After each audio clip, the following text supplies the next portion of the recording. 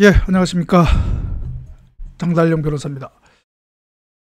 이 강의는 행정법 축조 해설 첫 번째 강의가 되겠습니다. 오늘은 그 행정법의 기본 개념에 대해서 어떻게 보면 오리엔테이션이라고 할까요? 그 기본적인 개념에 대해서 한번 알아볼까 합니다. 그러면 바로 강의 화면으로 전환을 하겠습니다. 예, 먼저 행정법 개념. 먼저 행정법의 이를 알아보려면 먼저 행정의 개념에 대해서 우리가 이해를 해야 되겠죠.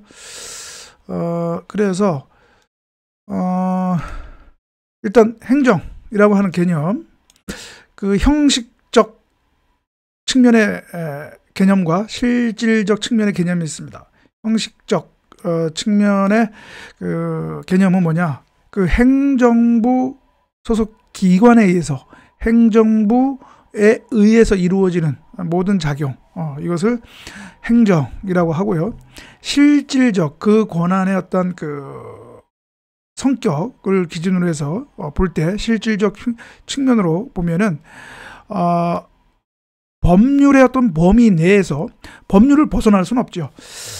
법률의 범위 내에서 국가의 목적, 국가 목적은 여러 가지가 될 수가 있겠죠. 이러한 국가 목적을 실현하기 위한 통일성을 갖춘 계속적인 형성적 국가 활동이다, 이렇게 얘기하고 있습니다. 이거는 막 일반적인 다 교과서에 나오는 그 개념 설명인데요. 행정법에서 처음 행정법을 접하신 분들은 잘 이해를 가진 않겠지만, 이걸 암기까지 할 필요는 없고요. 이제 기본적인 요거를 한번 머리에 담아 두셨다가 이후에 강의에서 요 관련된 부분이 나오니까 그때 또 정확히 이해를 하면 되겠습니다. 아무튼 법률 범위 내에서, 그 다음에 국가 목적을 위해서 계속적이고 형성적으로 하는 국가 활동이다. 형성적이라고 하는 것은 쉽게 말하면 어떤 법률 효과를 일으킨다는 의미입니다. 우리 국민에게 권리와 의무를 부여하는 것이 대표적인 거겠죠. 그러한 국가 활동이다, 이렇게 이해를 하면 되겠습니다. 그래서 행정법이라고 하는 것은 바로 이러한 행정에 관한 법이다, 이렇게 이해하면 되겠죠. 헌법이나 무슨 형법과 같이 이 법 명칭이 행정법이라고 하는 법은 없죠. 이 행정에 관한 이 법은 여러 특히 공법, 여러 공법에 이렇게 다 산재되어 있습니다. 이런 행정법의 내용이. 그래서 어떻게 보면 이 행정법의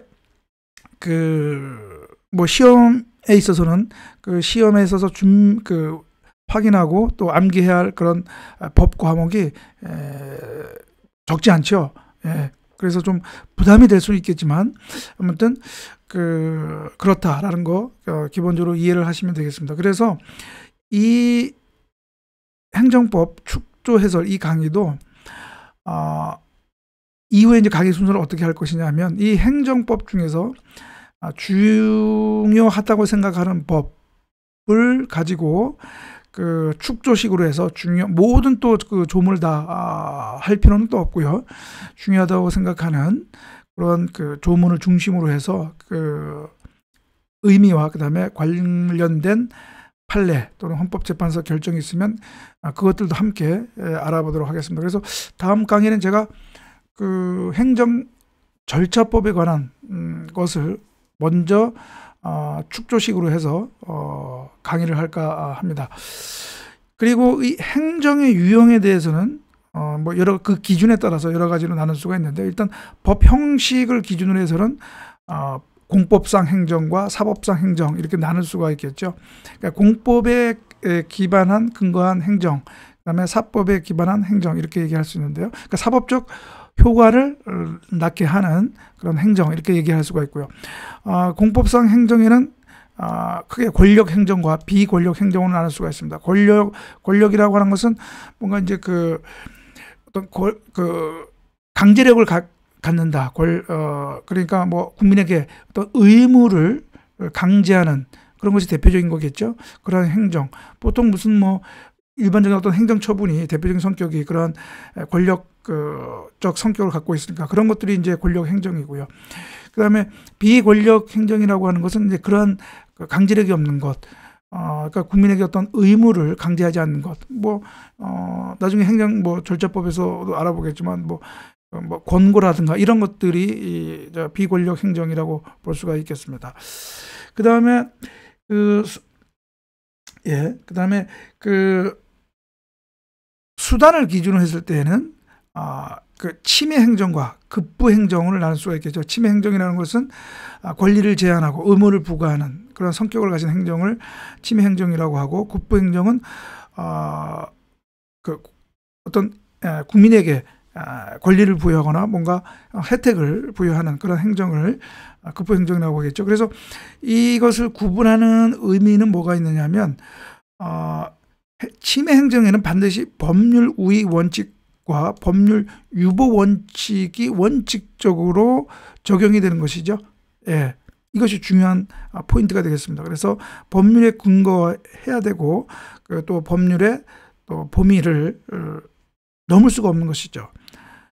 만약에 근거 없이 또 법률의 범위를 넘어서면 그것은 위법한 행정이 되는 것이죠. 그 다음에 급부 행정에는 또 어떠한 원칙이 적용되느냐. 여기는 일단 뭐 그 논란이 있긴 한데 이 급부 행정에도 법률 유보 원칙이 적용되어야 한다라는 뭐 견해가 있고, 또 뭐 반드시 그렇게 적용돼야 되는 것은 아니다라고 한 학설이 있는데 그냥 그런 학설이 있다라는 것만 이해하시면 되고요. 그 다음에 뭐 사회국가 원칙, 법률 적합성, 뭐 평등 원칙, 비례 원칙, 부당 결부 금지 원칙, 신뢰 보호 원칙, 뭐 보충성 원칙, 이런 또 원칙들이 또 적용이 된다고 일반 행정법 교과서에는 적용이 되고 있습니다. 그래서 지금 이 시간에서 이 개념들을 자세히 설명할 수는 없고요. 요 관련된 강의에서 제가 설명을 드리도록 할 테니까요. 그렇게 이해를 하시면 되고요. 다른 거는 크게 뭐 여러분들이 아마 이해하는데 어려움이 없을 텐데, 이 보충성 원칙이라는 것은 뭐냐면 이런 급부 행정은 이른바 사적인 영역에서 그러한 급부적인 그러한 것이 해결이 되지 않을 경우에 이제 행정에 의해서 그러한 것들을 해야 된다라고 하는 그런 의미입니다. 그런 의미에서의 보충성이다라고 여러분들이 이해하시면 되겠습니다. 그리고 다른 거, 그렇고요. 그 다음에 이제 오늘 마지막 강의 내용, 이것이 가장 중요한 내용인데요. 뭐냐면 이 행정과 통치 행위와의 어떤 구별입니다. 구별 문제. 저희가 저번 헌법 축조 해설 강의 시간에서 얼핏 또 이 통치 행위 개념에 대해서 제가 설명을 드렸는데, 이 통치 행위와 행정의 구별의 실익은 뭐냐면, 이 통치 행위의 어떤 개념에서 우리가 알 수가 있습니다. 뭐냐면 모든 교과서나 그다음에 판례에서 그 통치 행위를 어떻게 개념 정의를 하냐면, 국가 행위 중에서 고도의 정치성을 띤, 고도의 정치성이 핵심 키포인트죠. 그 다음 또 중요한 것이 바로 이겁니다. 사법 심사가 제한되는 행위다. 즉 통치 행위는 사법 심사가 제한된다. 즉 그 행위의 당부당 위법 여부를 판단할 수가 없다. 판단을 자제한다는 것이죠, 사법부가. 우리가 행정은 원칙적으로 사법 심사의 대상이 되는데, 그 행위 중에서 사법 심사가 자제되어야 하고 그다음에 또 제한될 수 있다는 행위가 인정이 된다는 것이죠. 그것을 그 개념이 바로 통치 행위라는 개념입니다.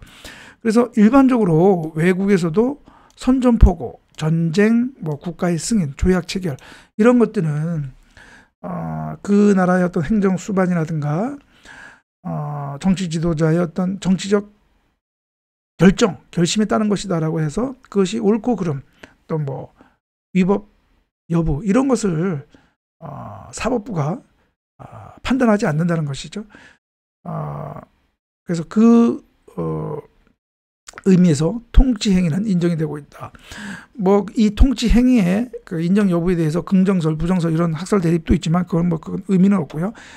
우리나라 판례와 그다음에 대법원과 헌법재판소에서 인정을 하고 있다라는 것이 중요하죠. 그래서 요 구체적인 요 사건의 그런 내용들이 지문으로 축제될 가능성이 있죠. 그래서 그거 보면 5.18 내란 그 사건 대법원에서 계엄 선포의 요구와 관련해서 그것이 어떤 요건을 구비했는지, 그리고 또 그 계엄을 선포하는 데 있어 그것은 법원이 심판하기 곤란하다 이렇게 판단을 했고요. 그 다음에 대북 송금 사건 아시죠? 김대중 정부 때 그 북한에 비밀리에 송금을 한 사건, 그 관련된 형사재판에서 남북 정상회담 개최에 대한 어떤 그런 판단도 법원이 그 옳고 그름을 따질 수는 없다 이렇게 얘기를 했고요. 그다음에 금융실명제 사건, 김영삼 전부대 그 금융실명제 그 관련해서도 긴급재정경제명령의 뭐 당부당, 위법 여부 이거는 사법 심사의 대상이 되지 않는다 이렇게 얘기를 했고요. 그다음에 대통령이 행사하는 그런 사명권 이것도 헌법재판소에서 이 통치행위성, 고도의 정치성을 인정을 해서 그것이 옳고 그름, 당부당을 판단할 수 없다 이렇게 얘기했고요. 이라크 파병도 헌법재판소에서 이란 그 파병에 대한 결정도 그렇게 통치행위로서 그 사법적 심사의 대상이 되지 않는다 이렇게 얘기했고요. 그 다음에 또 그 신행정수도 건설 그리고 수도 이전 이런 것들을 국민투표에 회부할 것이냐 말 것이냐의 결정도 그것도 이제 고도의 정치성을 띈 것이다. 그래서 사법적 심사의 대상이 되지 않는다 이렇게 판단을 했습니다. 결국 대법원과 헌법재판소는 이 통치행위를 인정했다 이렇게 볼 수가 있겠죠. 마지막으로 그럼에도 불구하고 통치행위를 인정할 수 있다 함에도 불구하고 그것이 무한정의 사법적 심사에 제외가 되는 것은 아니다라고 하는 것이죠. 이 구체적으로 대법원과 헌재도 그러한 통치행위라고 하는 것이 헌법이나 법률이 정한 요구를 명백히 위반한 경우에는 사법적 심사의 대상이 될 수 있다. 즉, 뭐 당부당 또는 위법 여부를 또는 위헌 여부를 따질 수가 있다고 하는 것이죠. 그 다음에 또 국민의 기본권 침해와 직접 관련되는 경우, 이 경우에도 당연히 그 통치행위라는 그런 어떤 통치행위로서 사법적 심사를 하지 않는 것이 아니라 당연히 뭐 위헌 여부를 따질 수 있다라고 하는 것이죠. 그래서 통치행위도 이러한 한계를 가지고 있다라고 하는 것 여러분들 머리에 담아두면 되겠습니다. 예, 그래서 오늘은 행정법 축조 해설에 어떻게 보면 오리엔테이션에 해당하는 이 행정법 개념에 대해서 그리고 통치행위의 인정 여부, 이 행정이라고 하는 그 개념과 어떤 그 구별이 되는 통치행위의 그 인정 여부와 그다음에 우리 판례와 그다음에 그 한계에 대해서 알아봤습니다. 예, 그러면 아마 다음 강의는 행정절차법이 될 것인데요. 그 강의 때 또 여러분 뵙도록 하겠습니다. 예, 감사합니다.